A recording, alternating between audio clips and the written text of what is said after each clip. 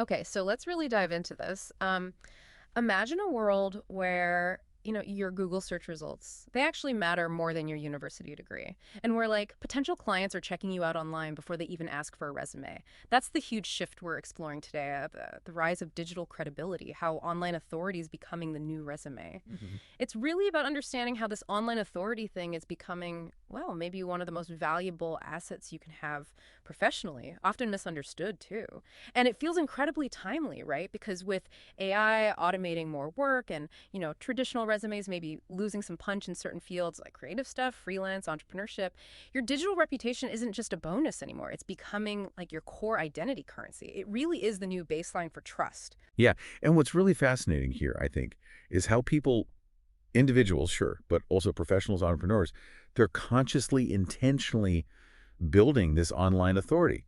And sometimes it's actually pushing aside the traditional credentials altogether. We've seen this happen. For instance, the sources we looked at suggest that particularly Gen Z and millennials, they often trust what they find from a quick Google search or maybe a strong social media presence. They trust that more than a formal degree listed somewhere or a fancy job title on a CV.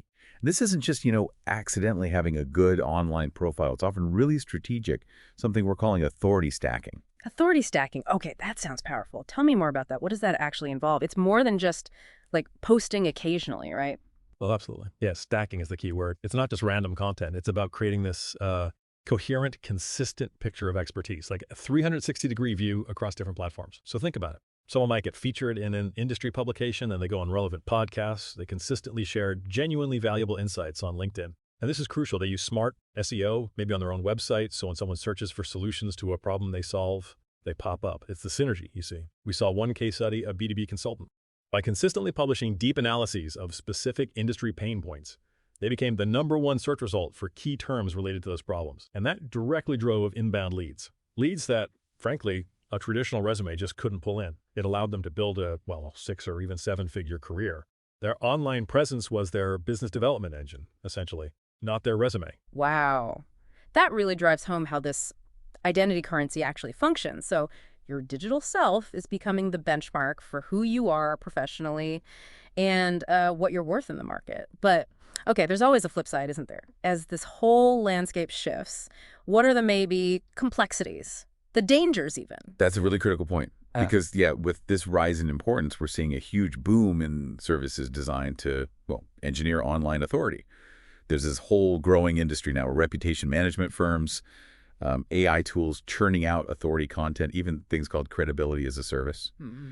Basically, companies that specialize in crafting and managing online personas. They're selling perceived expertise for a price. And that's where it gets tricky, right? The danger is, well, it's fake credibility. It's inflated bios. It's that blurred line between genuine expertise and just influence, or even stuff that's totally made up. And I guess the rise of AI and creating content just throws gasoline on that fire, doesn't it? I mean, it's one thing for a person to carefully build a presence, but another when an algorithm can just generate expert-sounding articles on demand. Precisely.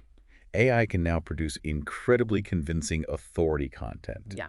almost instantly, which makes it super difficult for, the average person or even an HR department to tell what's real thought leadership and what's just synthetic. Sure. It poses massive questions for the old gatekeepers like schools, HR teams.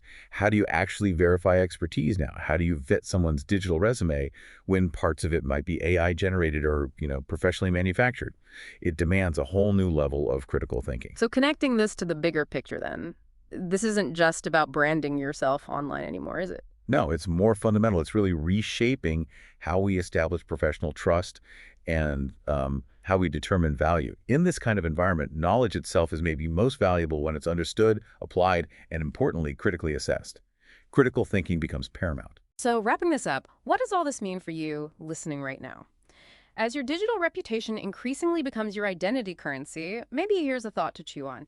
In a world where AI can spit out convincing authority content faster than ever, what will actually signal genuine expertise and trustworthiness? And maybe more importantly, how will you make sure your own digital footprint reflects real, authentic credibility?